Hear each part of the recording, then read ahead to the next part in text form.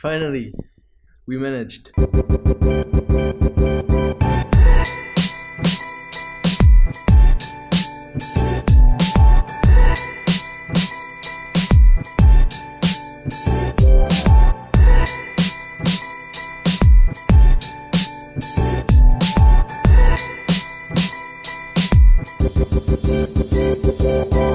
Welcome to this talk show episode. I'm your host thekevinjon, and we are all concerned about self-improvement. More specifically, focus. How to maintain focus in a world full of distractions, not to say full of bullshit. And luckily we have two very nice guests here to help us understand more about the topic of self-improvement. And before those guys introduce themselves, let me just say that in 10 minutes, we're going to have a very nice little surprise. So stay tuned. Gerald, maybe let's begin with you. Okay, well, I'm basically Gerald Hörhan. I'm from Austria, from Vienna, but I lived and studied in the US at Harvard, economics and applied mathematics, and I got trained as an investment banker. I still work as an investment banker, but that's only part of it. I'm also known as the investment punk, because I don't look like one and I also don't act like one.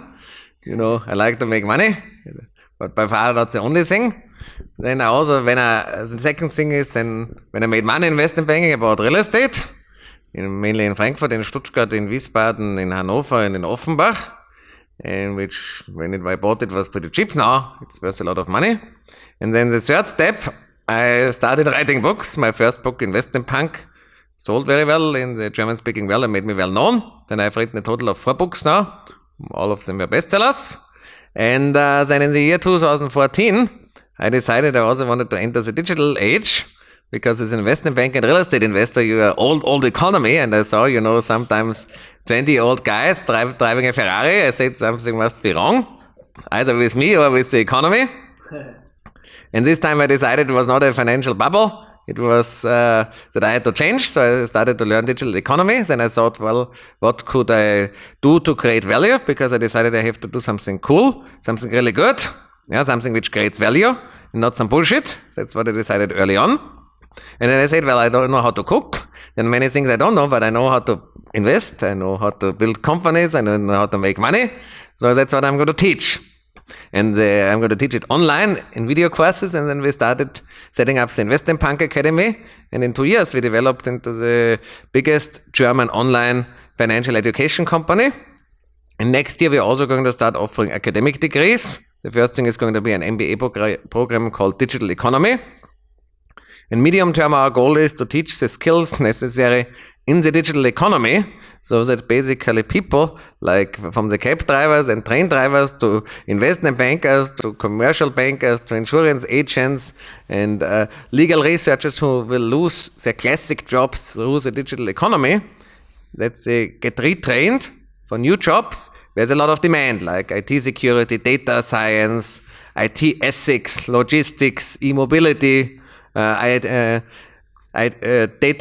analysis, programming, online marketing, and all these topics. And that's my medium-term goal, to be the leading German online business education platform, with the goal of basically bridging the gap between, people losing their jobs in traditional sectors and people needing the skills to be successful in the digital economy. And then we will also expand to Eastern Europe, Poland, Russia, Ukraine, Balkan, up to Turkey, where there's also a lot of demand, but this is going to happen a few years afterwards. So we'll start in the German-speaking world and then also expand into these countries. I think I'll have a lot of work to do. It's fun. And there's also like a mission. In Germany, I would say Selbstverwirklichung, but basically I love what I do. And then you can also do it with full speed. Got it. Wow, that was a lot, and I'm really happy to be also here. And my name is Fabian. I'm the founder and CEO of the brand BRAINEFFECT. We're today in our office here, and the BRAINEFFECT is all about the factor of cognitive improvement. So we're selling supplements and nutrition, but also other products to actually enhance cognitive functionality, from concentration in the morning. triggers something? Yeah, that triggers something actually. It's actually not gonna tell the brand name because I did it in one other interview and got I would call it sort of problems, regarding that one in German print magazine. However, it's a bit as the energy drinks there. So we're focusing on different aspects of mental performance, because I realized I used to be a professional athlete when I was young, and I realized during my sport career, but also as during my career as a consultant, strategic consultant, that at the end our mind is somehow differentiating if we are successful, and our success starts in our mind and our brain, and therefore we're providing products and solutions for everyone, for you here, for your listeners, to actually improve mental functionality. And yeah, we have 25 employees now, on our nice Berlin-based startup office here right now, and I'm looking forward to the interview today. Let me just ask you one thing. Sure. Isn't it sufficient to just eat a banana? Because normally if I have to read a 100-page contract, or if I have to, my hair stands up because an IT agency, writes stupid things and I get annoyed, then I have to eat 3 bananas and then I can read the contract very fast. That is actually a really good question, Gerald. No, actually, of course, sometimes a banana is enough, but at the end, it's probably you shouldn't eat only bananas, and also more if you eat more than 3 bananas, you might have some problem with too much sugar actually also in your blood. Yeah. So at the end, it's a difficult question. But for example, one of our customers is an CEO or board of director of a big German bank, and at the end he says, of course, if I'm having a board meeting, for example, and it sometimes can last up to 6, 7, 8 hours if there are negotiations going on. And if you need some kind of focus, you can use our products. But all of our products, for example, are also ingredients-based, and you can take all the ingredients, for example, by yourself if you eat a lot of bananas, if you eat a lot of different other stuff. But at the end, for example, maybe you don't want to eat 7 to 8 bananas a day. And for all the people which don't have so much time, we provide them with a product for that one. Perfect. So that was a lengthy introduction, but I think it helped to understand kind of the context we're coming from and also your beginnings, Fabian. Let's understand the beginnings of the Investment Punk.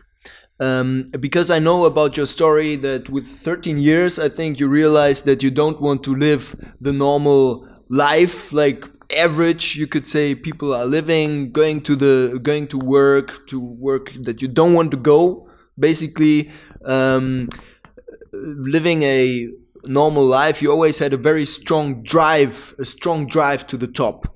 One question: how did you develop this drive? So where does that come from?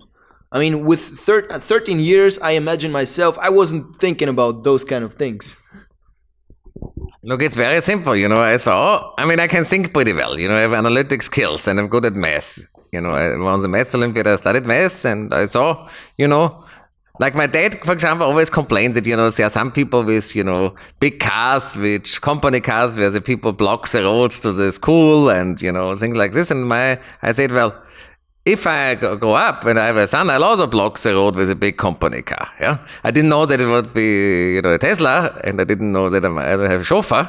But that's already was in my mind already at that age. And I saw, the average life of people in the morning, getting up early, then in the winter shoveling snows and standing in the traffic jam with a car with a sewing machine engine, and then going to jobs they don't like and kissing ass to their boss and putting paper from A to B to C. And in the evening back and shopping and cooking and cleaning, and then they're watching TV on their house on that. I said, this is stupid. This makes no sense. There are only 2 options if you don't like it. Either you are in the bottom or in the top. In the bottom, it's not nice. There's no nice cars, no nice food. It sucks. So you have to go to the top. It was all pretty easy, yeah? On the top, you have nice cars, you have, nice apartments, you have staff which serves you. You don't have to wait in traffic jam, all kinds of things, yeah? And then I said, okay, what do I need to get to the top?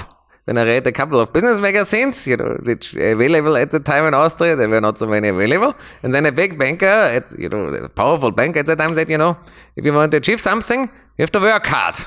And if you want to open your mouth, and, say what you think, you have to perform.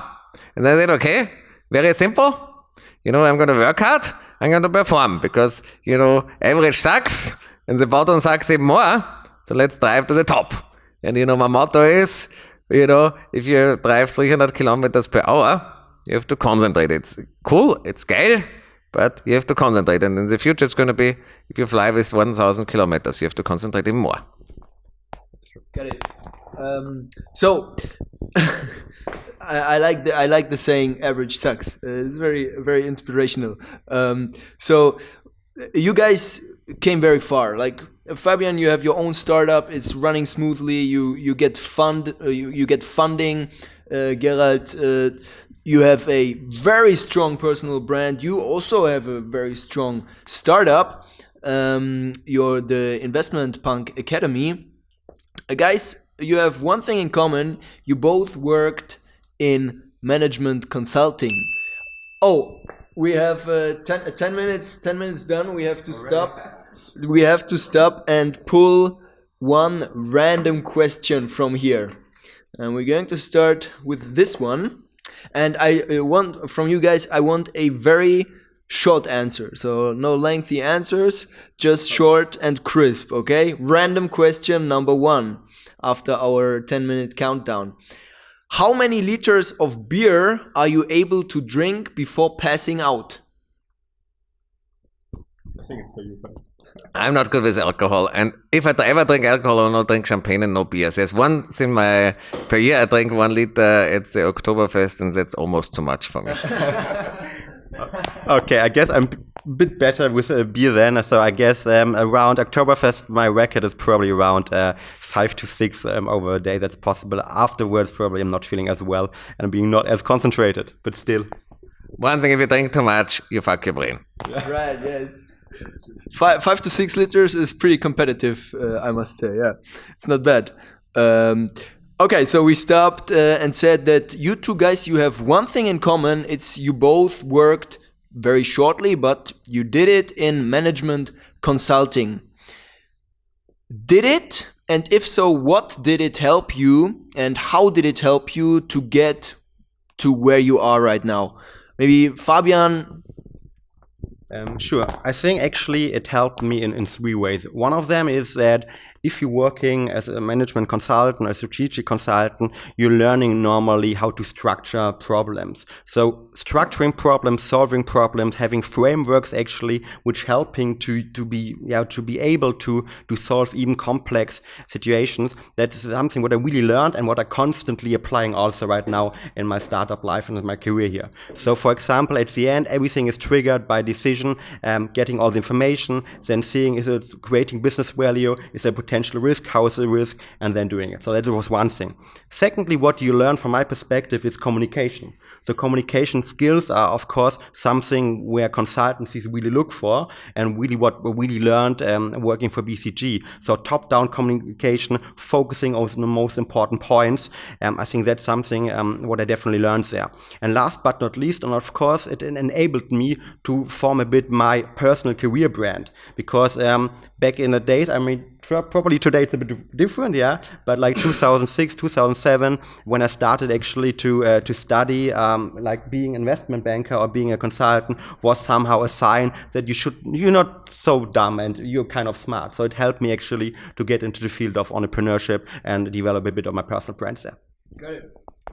Well, basically, the key thing what I learned in management consulting was how big bureaucracies work.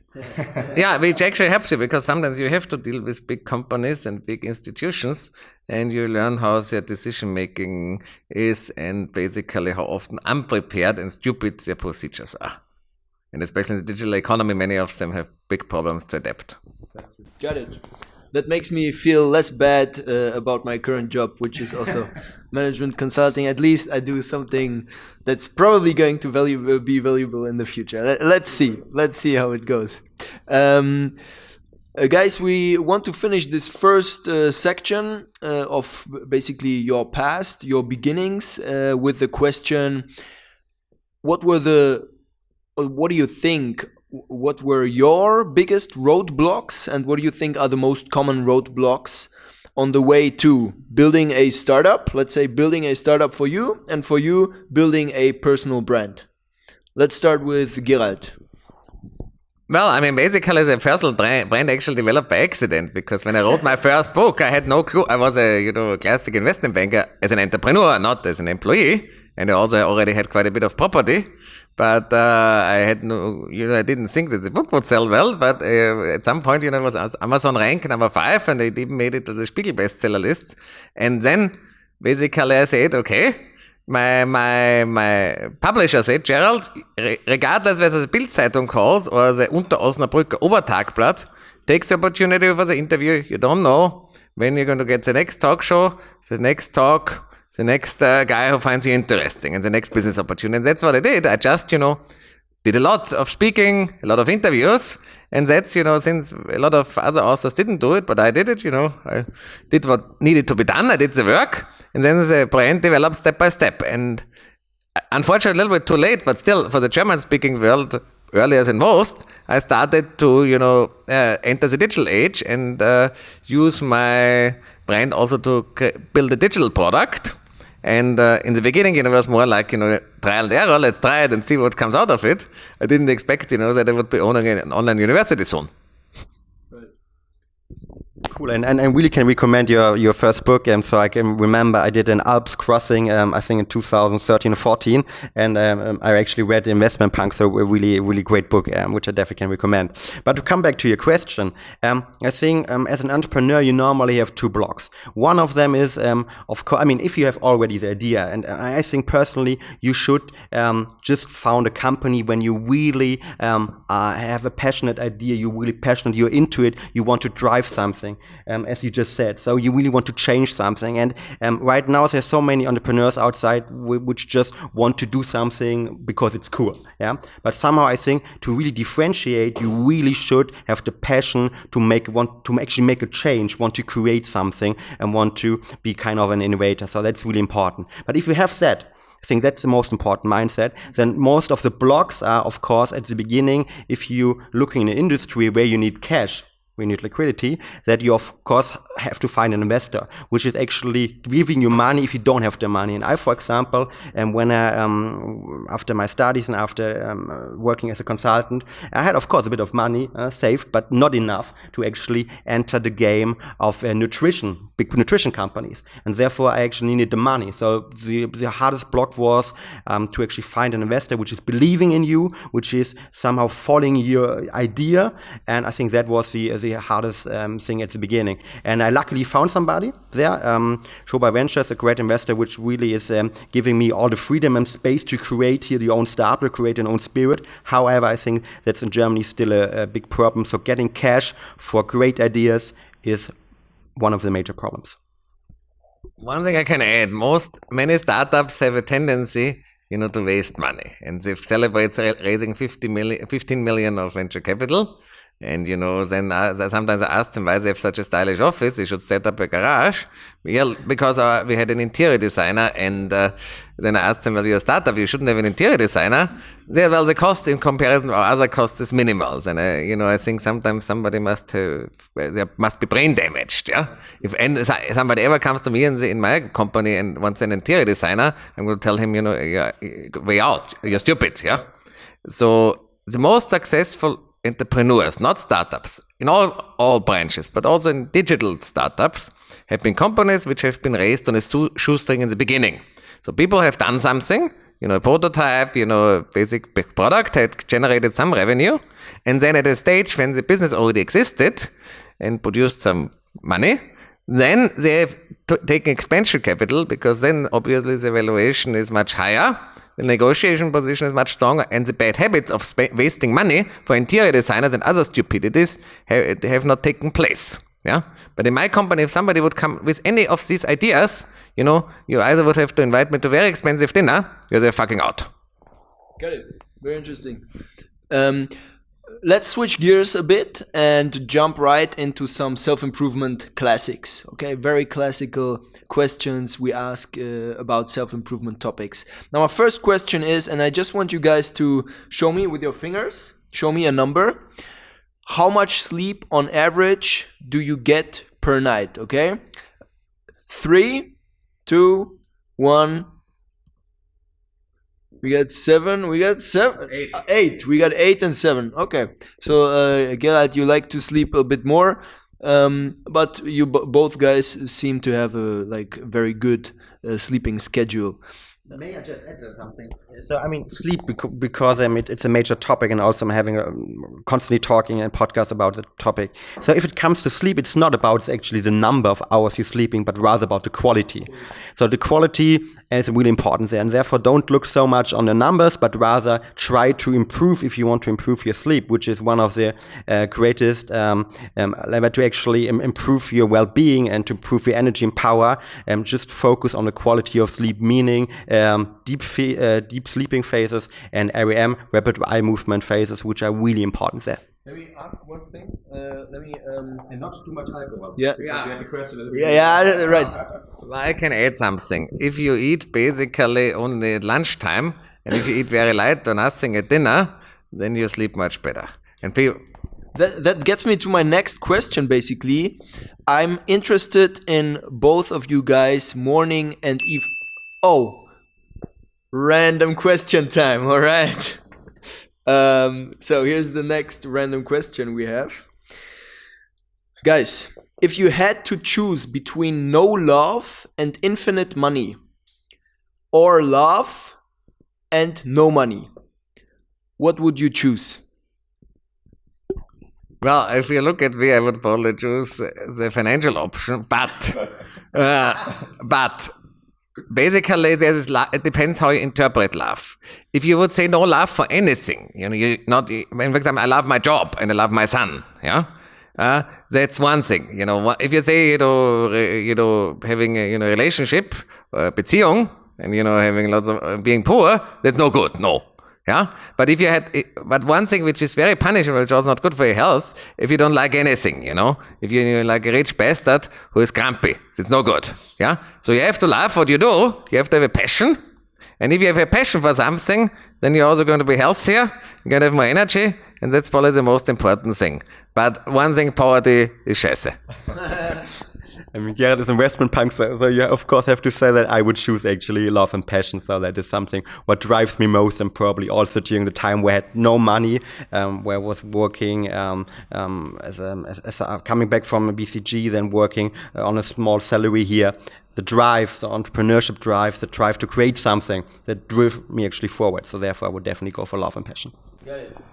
Let's continue. Let's hear about your guys' morning and evening routine. Gerald, how do you start the day? How do you end the day?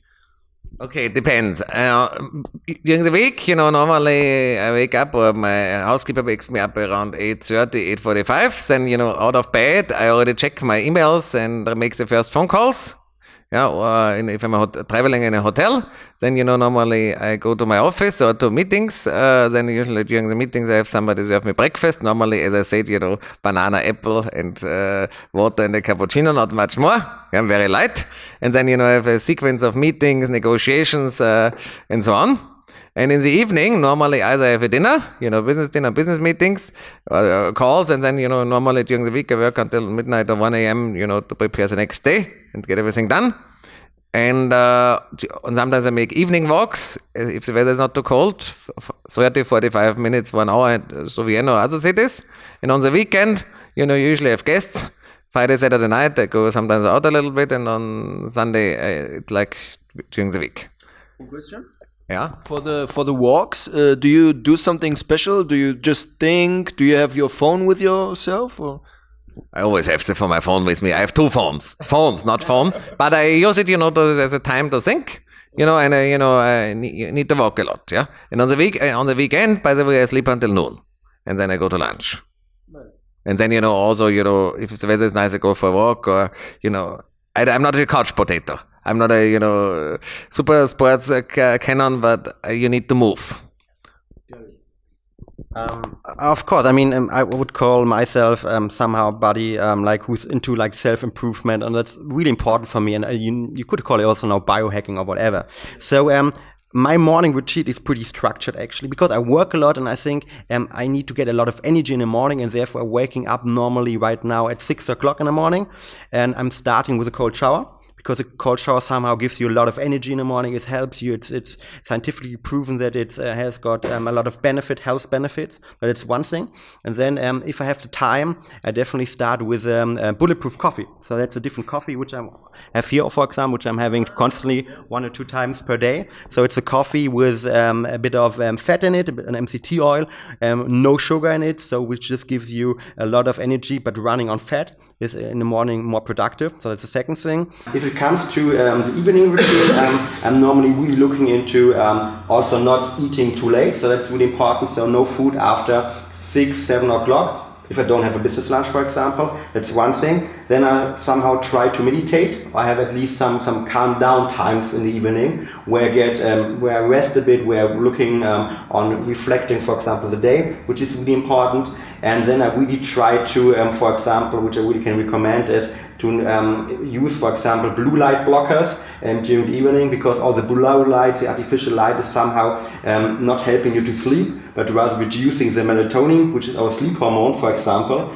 And therefore, in order to actually improve sleep, quality of sleep, use blue light blocker. Flux or something like that. Flux, for example, as well. The Apple iPhone has now automatically the night shift function, so turn that on and actually try to give yourself a couple of minutes to calm down before I go to bed. So this is my evening routine. Well, I admire you for your morning routine. If I would call it, ancient Greek torture. I mean, for example, I'll give you an example. I'm not a morning person at all. I'm productive at night. And, if I have a meeting in a different city before 11 a.m. at noon, I arrive the day before. So I take the evening flights, the evening train, so my driver drives me in the night before. And then, I'm well rested. I'm at 6 a.m. Let's say you would have to have a very, very, very, very convincing reason, which would be, buying my startup, for example. No, it would be like, a deal which brings in excess of $1 million in profit, or something, where I triple my social media reach, in a very short period of time to get me up at 6 a.m. No fucking way. Got it. Oh boy, we could talk about that for hours. Yes. Bulletproof coffee. So I see we have the right keywords here. No.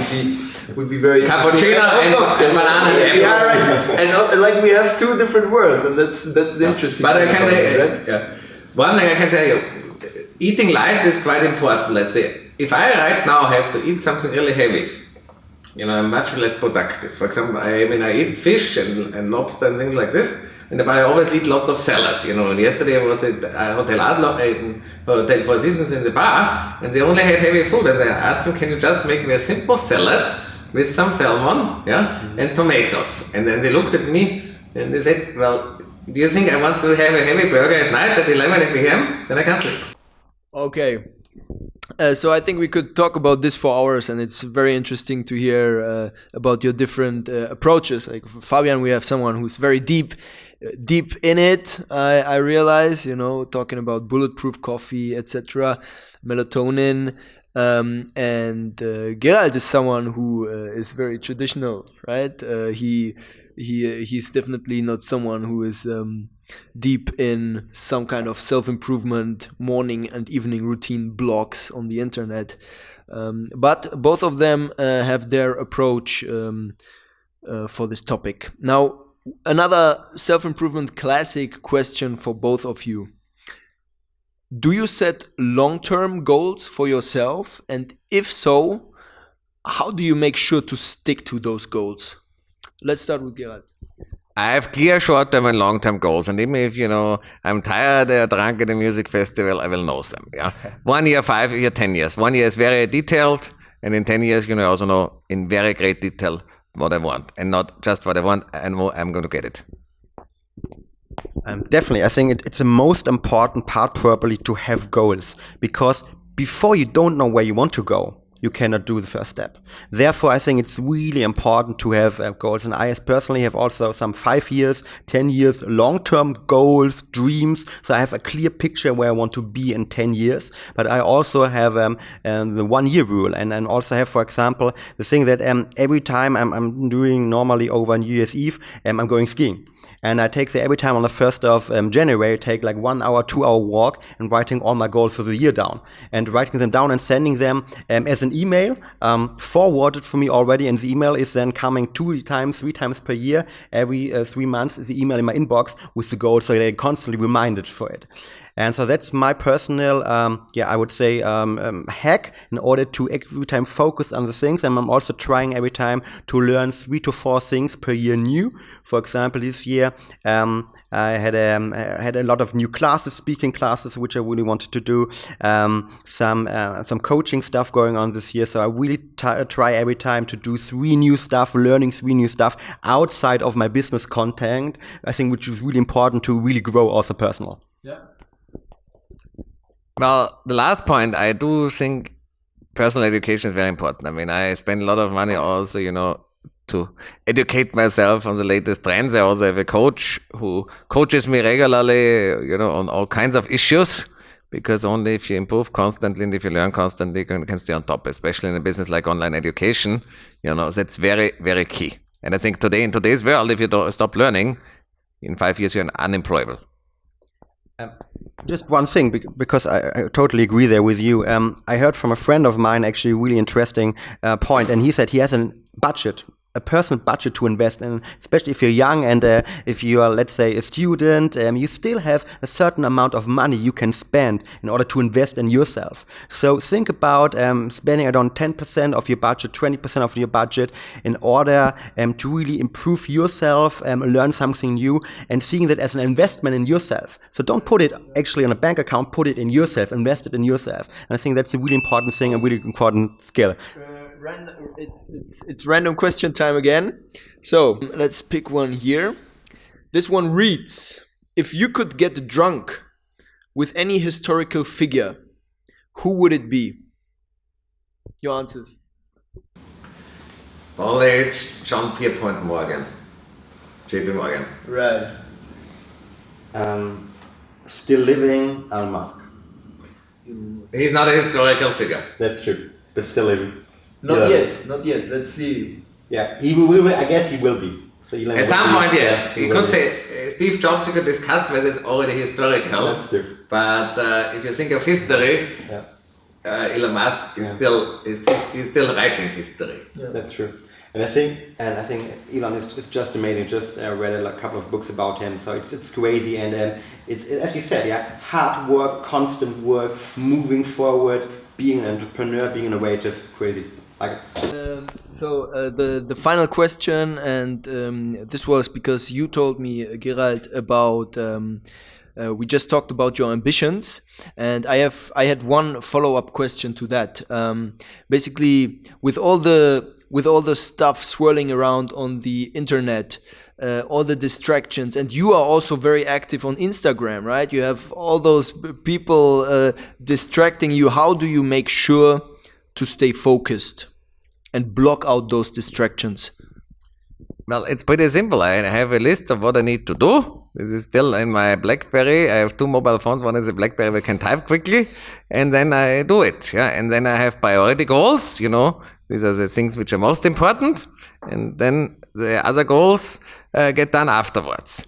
And it's pretty clear, for me, that I don't leave work undone.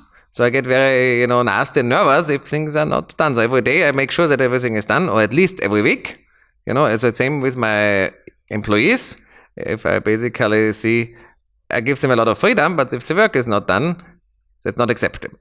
You do your work, you need to do what needs to get done, and you clearly, have a priority list, and then you're going to stay focused. And the best way to stay focused is you have a mission and you have clear goals. I know what I want very, very clearly.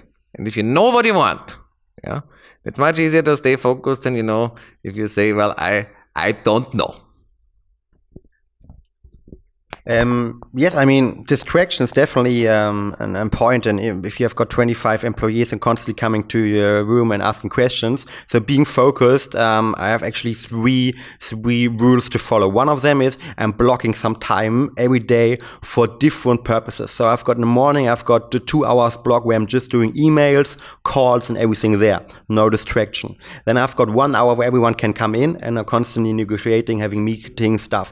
And then I'm blocking at night night or in the evening, I'm blocking a 2-hour block per day where I can do strategic work, where also no one can enter my room, or I'm just sitting with a couple of my management team together. So focusing there on this block and actually having it in your calendar is really important for me. That's one thing. Secondly, of course, I try to, being focused at having the goals, having a weekly goal, a daily goal, and also prioritizing work is highly important. That's also something what I learned during my consultancy. So focus more on the things which really create business value. All the other stuff, it's rubbish. Yeah? You have to get rid of it. Just focus on what really drives the business. That's the second thing. Of course, thirdly, I'm using our product, which of course enabling the focus and eating right. And one last thing, have good personal assistants. If you ever spend time, cleaning your apartment or, making simple tasks, then you value your time below 10 or 15 euros. Yeah. Have good support teams behind you. Live centrally, and organize your life efficiently. Then you can already save a hell of a lot of time. And then obviously do what you like. But don't forget the work needs to be done. Don't be lazy. Got it. And now to wrap it all up, guys, firstly, do you have some final advice to your younger and ambitious self? So maybe Gerald, what would you say to your 20-year-old Gerald self? What would you advise him? And where can people find you online? So where should they check you out, Gerald? Okay, it's pretty simple. Number one, need to know what you want out of life. Yeah. Then if you start a business, if you do something, you have to do it with passion, and you have to do something which solves a problem for somebody. Yeah. You have to do something which does something good, something positive. And if you do this with passion, you're going to be successful. But many people only think, you need to have passion, something cool. That's not enough. You need to have very old-fashioned traits as well. You need to be honest. You need to have, do what you say. You need to have hard work, and you need to have solid financial discipline. I always say, if you have a long-term entrepreneurial vision combined with the financial position of a Swabian housewife, that's the ideal way to be highly successful. And you have to have long-term thinking, not short-term thinking. And if you want to find me, www.investmentpunk.academy. You can also find me on Instagram. You can also find me on Facebook under Investment Punk, or on YouTube under Investment Punk Academy. You can also see it on my t-shirt. And you can find me also in Vienna. My office is in Singerstraße 12 near Stephansplatz, and my assistant coordinates my schedule, so you can arrange, if you have an urgent matter and you can convince her that it's really important, you can also arrange a meeting with her. Cool. Urgent matter with a business punk. Great. What I would say, or what I would teach my younger self would probably be try things and don't be afraid of falling down. So at the end, it's how you actually learn in order to actually walk, or how small children learn. They're constantly falling down, they're getting up, and then at some point they're walking. I think that's a really great metaphor for the business world. You should directly enter the game. For example, I should, enter probably the entrepreneurship game earlier, straight after university, try things out, fail, try it again, and again and again, and have the passion to do what you love. And I think that's the most important thing. So entering the entrepreneurship game earlier, and that would probably be the advice for my younger self. Of course, you can find our products, me on www.brain-effect.com. We also probably have a voucher which we can do in the YouTube links afterwards if you're interested in our products. And also if you've got personal questions towards startups, entrepreneurship, you can actually call me or write me an email, fabian.fölsch@braineffect.com. I'm answering everything. I know after such an interview, a couple of emails coming in. Might take a bit of time, but still I'm answering everything. So I'm looking forward to get your questions and also giving kind of advices. And one more last thing, since you mentioned this. I agree with you that failing is okay, but also follow one rule if you want to be an entrepreneur. Haben Sie immer viel Geld. If you have no money, it simply sucks. And if you want to make some money, it's not so difficult. Go as a waiter half a year to Ibiza, Palma, and half a year to Ischgl, and you have it. Yeah, it's not so difficult. But without any money and financial disposition, it won't. The chances are that you are not going to be successful much bigger. Yeah, make sure that your financial position is always solid. And at the same time, think positively and then just put your foot on the accelerator that you accelerate like the Tesla from 0 to 60. And then stay there, full speed. Nice ending words. Thank you for your good answers. Yes. Perfect. And see you next time. Bye bye.